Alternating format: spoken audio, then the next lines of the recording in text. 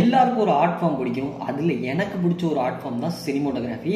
Cinematography சொல்லித்தர அளவுக்கு எனக்கு சினிமோட்டோகிராஃபி தெரியாது. பட் என்னால் சினிமோட்டோகிராஃபி கற்றுக்க முடியும்.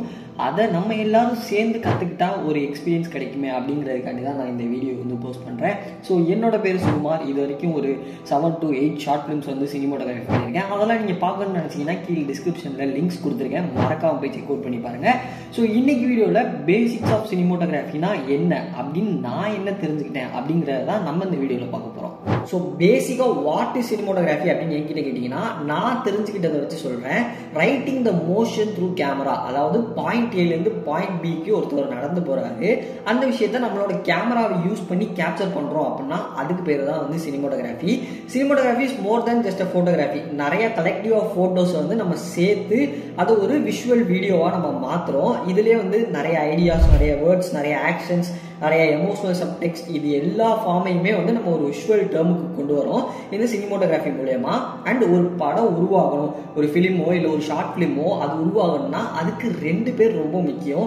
ஆப்வியஸ்லி ஒன்று டேரக்டர், இன்னொன்று வந்து டிஓபி, டைரக்டரேட் ஆஃப் ஃபோட்டோகிராஃபின்னு சொல்லுவாங்க. இல்லை சில பேர் வந்து சினிமோட்டோகிராஃபர்ஸ்னு சொல்லுவாங்க.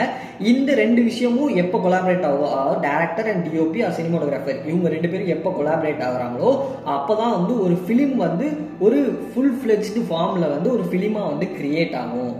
ஃபர்ஸ்ட் பேசிக்காக ஒரு சினிமோட்டோகிராஃபராக நீங்கள் ரொம்பவே தெரிஞ்சுக்க வேண்டிய முக்கியமான விஷயம் என்னன்னா பில்டிங் ஏ விஷுவல் வேர்ல்டு. அதாவது ஸ்கிரிப்டாக டேரக்டர் வந்து ஒரு வேர்ல்டை கிரியேட் பண்ணி ஏற்கனவே வச்சிருப்பாரு. அந்த வேர்ல்டை நீங்கள் எப்படி விஷுவலாக கொண்டு வரலாம் அப்படிங்கிறது தான் உங்களோட ஃபர்ஸ்ட் ஐடியா ஆஃப் திங்கிங்காக இருக்கணும். நீங்கள் எடுத்தோடனே வந்து நான் என்ன ஃப்ரேம்ஸ் வைக்க போகிறேன், என்ன ஷார்ட்ஸ் வைக்க போகிறேன் அப்படிலாம் யோசிக்காமல் எப்படி இந்த கதையை நான் விஷுவலாக ப்ரெசென்ட் பண்ணலாம் அப்படிங்கிற விஷயத்தை தான் நம்ம ஃபர்ஸ்ட்டே யோசிக்க ஆரம்பிக்கணும்.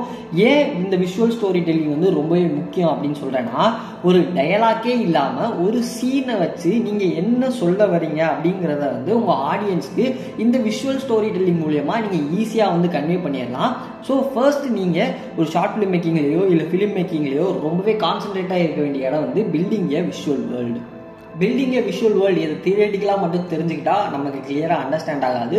ஸோ நான் ஒரு படத்தோட ஒரு எக்ஸாம்பிள் எடுத்திருக்கேன். என்னன்னா பிளேட் ரன்னர் அப்படின்னு சொல்லிட்டு ஒரு படம் இருக்கு. அந்த படத்தில் ஒரு சீனை வந்து பயங்கரமாக விஷுவலாக வந்து ட்ரீட் பண்ணியிருப்பாங்க. அந்த சீனில் ஒரு டயலாக் கூட இருக்காது. பட் அந்த சீனில் என்ன நடக்குது அப்படிங்கிறது வந்து நம்மளுக்கு எக்ஸாக்டாக புரியும். ஸோ ஃபர்ஸ்ட் ஃப்ரேமில் வந்து என்ன காமிச்சிருக்காங்கன்னா அது ரொம்பவே ஃபியூரிஸ்டிக்கான வேர்ல்டு, ரொம்ப ஹைடெக்கான வேர்ல்டு. நிறைய எலக்ட்ரிக் சயின்ஸ்லாம் இருக்குது, ஃப்ளையிங் கார்ஸ்லாம் இருக்குது. ஸோ அந்த ஃப்ளையிங் கார் வந்து எங்கேயோ ஒரு இடத்துல வந்து லேண்ட் ஆக போகுது அப்படிங்கிற மாதிரி வந்து காமிச்சிருப்பாங்க. கிளைமேட்டும் வந்து ரொம்ப ரெய்னிங் அண்ட் ஹை மூடியா இருக்கும் கிளைமேட் வந்து. ஸோ இதெல்லாம் வந்து ஒரு ஹைடெக் ஃபியூரிஸ்டிக் வேர்ல்டுக்கான ரெஃபரன்ஸா பயங்கரமா வந்து சூஸ் பண்ணியிருக்காங்க. அண்ட் பை த நெக்ஸ்ட் ஃப்ரேமே வந்து உள்ள ஒரு லொகேஷனை காமிப்பாங்க. அது வந்து அவ்வளோ ஃபியூரிஸ்டிக்கா இருக்காது. ரொம்ப பழைய பில்டிங் மாதிரி, ஒரு 18th century பில்டிங் இருந்தால் எப்படி இருக்கும், அதாவது பழைய காலத்து பில்டிங் இருந்தால் எப்படி இருக்குமோ அப்படிங்கிற மாதிரி இருக்கும். அண்ட் இங்கே ஒரு ஃபிலிம் மேக்கராக நம்ம தெரிஞ்சுக்க வேண்டிய ரொம்ப இம்பார்ட்டண்டான விஷயம்னா இங்கே உள்ள எல்லா சாய்ஸுமே நம்ம மேக் பண்ணதான் இருக்கணும். அதாவது ஒரு ஸ்டோரி இல்லை ஒரு லொக்கேஷன் இல்லை ஒரு ப்ராப் சூஸ் பண்ணுறோம், இது எல்லாமே வந்து ரேண்டமாக இருக்கக்கூடாது. ரேண்டமாக இல்லாமல் லெட் திங்ஸ் ஹேப்பன் அப்படின்னு நம்ம விட்டுட்டோம்னா ஒரு ஃபிலிம் மேக்கராக நம்ம என்ன எடுக்க நினச்சோமோ அதை நம்மளால் எடுக்க முடியாமல் போகிறதுக்கு நிறைய வாய்ப்புகள் இருக்குது. ஸோ எல்லாமே நீங்கள் சூஸ் பண்ண சாய்ஸாக இருக்கட்டும். அப்படின்னா தான் உங்களோட ஃபிலிம் மேக்கிங்கை நீங்கள் எவ்வளோ டெடிக்கேஷனோட பண்ணுறீங்க அப்படிங்கிறது வந்து உங்கள் ஃபிலிம் பார்க்கும் போதே தெரிஞ்சிடும். ஸோ அதுக்கப்புறம் நெக்ஸ்ட் ஃப்ரேமில் வந்து ஒரு விஷயத்தை எக்ஸ்ப்ளோர் பண்ணுறாங்க. அங்கே என்ன இருக்குன்னா நிறைய ஓல்டு டெஸ்க்லாம் இருக்குது, ஓல்டு டிவி இருக்குது, பக்கத்துலேயே ஒரு டெஸ்க் ஃபேன் ஒன்று இருக்குது. அங்கே உட்காந்துருக்கவருமே வந்து ரொம்ப ஓல்டு ஸ்டைல் ஆஃப் ட்ரெஸ்ஸு தான் வந்து போட்டிருக்காரு. ஸோ வெளியே ரொம்ப ஃபியூரிஸ்டிக்காக இருக்குது, உள்ள நான் ஃபியூரிஸ்டிக்காக இருக்குது, ஹைடெக்காக எதுவுமே இல்லையே அப்படிங்கிற மாதிரி வந்து இந்த சீனை வந்து பயங்கரமாக விஷுவலாக ட்ரீட் பண்ணியிருக்காங்க. இங்கே நம்மளோட டேரக்டர் என்ன சொல்ல வந்திருக்காருன்னா, ஆப்வியஸ்லி உங்களுக்கு இந்த சீன் பார்க்கும்போதே நிறைய பேருக்கு புரிஞ்சிருக்கும். புரியாதவங்களுக்கு நான் அந்த விஷயத்த சொல்கிறேன். அதாவது டேரக்டர் என்ன சொல்ல வந்திருக்காருன்னா, வெளியே வந்து ரொம்பவே ஃபியூரிஸ்டிக்கான ஃப்ளையிங் கார்ஸோட இந்த வேர்ல்டு இருந்தாலும் இது ரொம்பவே ஓல்டு ஃபேஷனான டிடெக்டிவ் ஸ்டோரி தான்.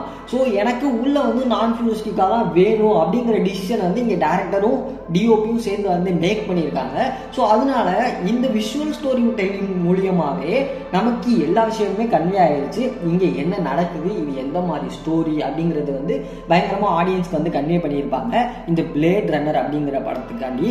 ஸோ இது மாதிரி நிறையா படங்கள் வந்து இருக்குது. ஃபைட் கிளப் அந்த அந்த மாதிரியான படங்கள்லாம் வந்து பயங்கரமாக அந்த விஷுவல் ஸ்டோரி டெல்லிங் வந்து ஹேண்டில் பண்ணியிருப்பாங்க. ஸோ அந்த மாதிரி மூவிஸ்லாம் என்னென்ன அப்படின்னு எனக்கு தெரிஞ்சுக்கணும் அப்படின்னு ஆசை இருந்துச்சுன்னா மறக்காம வந்து கமெண்ட் செக்ஷனில் சொல்லுங்கள். நீங்கள் என்ன என்னை இன்ஸ்டாகிராமில் ஃபாலோ பண்ணிக்கலன்னா நம்மளோட இன்ஸ்டாகிராம் பேஜ் வந்து ஃபிலிம் க்ரூ தான் இருக்கும். ஸோ மறக்காமல் போய் ஃபாலோ பண்ணிக்கோங்க. உங்களுக்கு ஏதாச்சும் டவுட்ஸ் இருந்துச்சுன்னா கீழே கமெண்ட் செக்ஷனில் சொல்லுங்கள். இது மாதிரி உங்களுக்கு ஃபிலிம் மேக்கிங் ஃப்ரெண்ட்ஸ் யாராச்சும் இருந்தாங்கன்னா சினிமோட்டோகிராஃபி பற்றி தெரிஞ்சுக்கணும்னு ஆசைப்பட்டாங்கன்னா இந்த வீடியோ உங்களுக்கு ஷேர் பண்ணிவிடுங்க. மறக்காம நம்ம சேனலை சப்ஸ்கிரைப் பண்ணிட்டு பாருங்கள். பாய்.